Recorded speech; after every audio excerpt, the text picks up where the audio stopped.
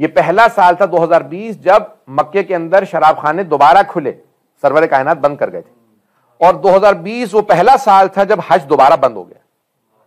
اللہ سبحانہ و تعالیٰ بھی اپنی نشانیاں بھیجتا رہتا ہے، خبردار اس کی رحمت کو مت للکارنا، مت کہ حجاز، اب کیونکہ اس کو سعودی عرب کہنا ہم مناسب نہیں سمجھتے کہ ایک خاندان نے اپنے نام پہ پورا ملک لکھوا لیا، اور لکھوانے سے وہ سمجھنے لگے ہیں کہ ان کی اجارہ داری بن گئی۔ کسی بھی ملک کو کسی کے نام لکھ دینے سے وہ اس کی ملکیت نہیں بن جاتا۔ اسے جزیرہ نما بھی کہا جاتا تھا، الجزیرۃ العربیہ عربی میں اگر کہا جائے، اور حجاز مقدس، حجاز اسی سرزمین کا نام ہے۔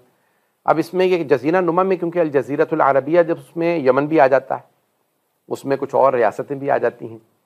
تو ہم اس لیے الجزیرۃ العربیہ نہیں کہتے، حجاز کہہ رہے ہیں۔ تو یہ جو نام تقریباً 100 سال ہو گئے، تو اب دوبارہ پلٹ کے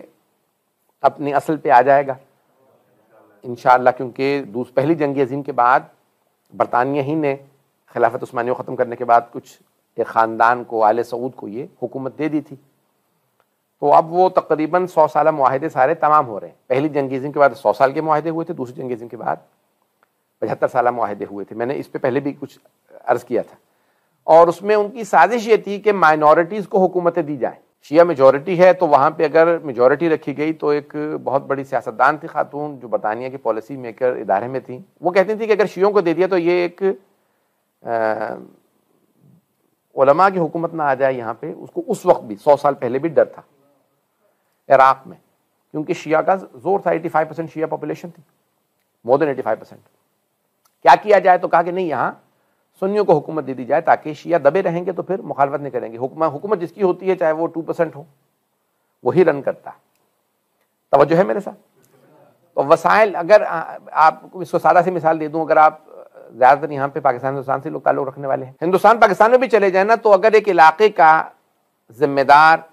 زمیندار یا اس کا چودھری یا اس کا جو بڑا ہے، سردار یا راجا یا نواب، اگر ایک خاص مسلک کا ہے تو چاہے میجورٹی کسی اور کی ہو، جس کی حکومت ہوتی ہے یا جو وہاں پہ چودھری ہوگا اسی کا زور چلتا ہے۔ بات پہنچ رہی ہے؟ تو انہوں نے کہا کہ بھی اگر ہم عراق میں اہل سنت کو دے دیں حکومت تو خود بخود شیعہ کنٹرول میں آ جائیں گے، اور پھر یہ جو برطانیہ نے ہندوستان سے، بیسیکلی اس زمانے پاکستان تو نہیں تھا، بر صغیر سے سب کچھ لوٹ لاٹ کے لے کے آنا ہے برطانیہ، تو راستہ کوئی بھی بند نہیں کرے گا، کیونکہ ہمارے لیے سی اس زمانے میں جہازوں کا نہیں تھا معاملہ اتنا بڑا، تو ہمارے لیے راستہ رہے گا یہی۔ تو یہاں اگر اہل سنت کی حکومت ہوگی تو وہ خود شیعوں کو کنٹرول کریں گے، اور شام میں مسلمانوں کی حکومت نہیں ہونی چاہیے، وہاں شیعہ میجورٹی نہیں تھی، تو وہاں کیا کیا جائے، وہاں علویوں کی اقلیت ہے تو علویوں کو حکومت دی جائے۔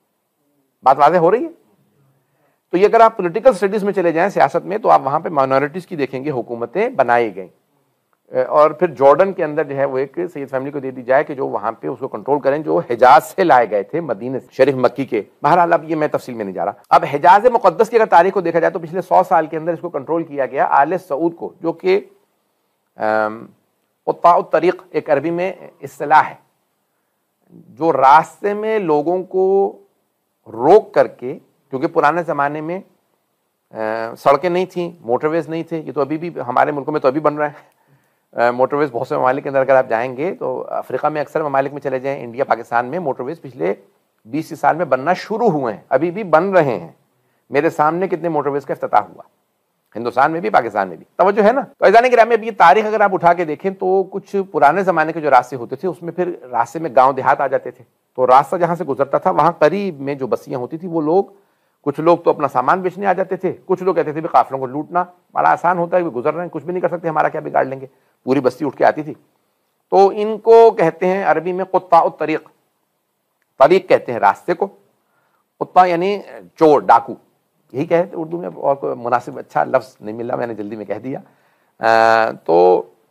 اسی طرح سے بحری قزاق ہوتے تھے، بحری قزاق ہوتے تھے جو سمندر کے راستوں کے اندر سے جہاں سے کشتیاں گزرتی تھیں، وہ لوگ راستوں کو روک لیتے تھے اور انہیں پتا ہوتا تھا کہ کہاں پہ کس طرح سے،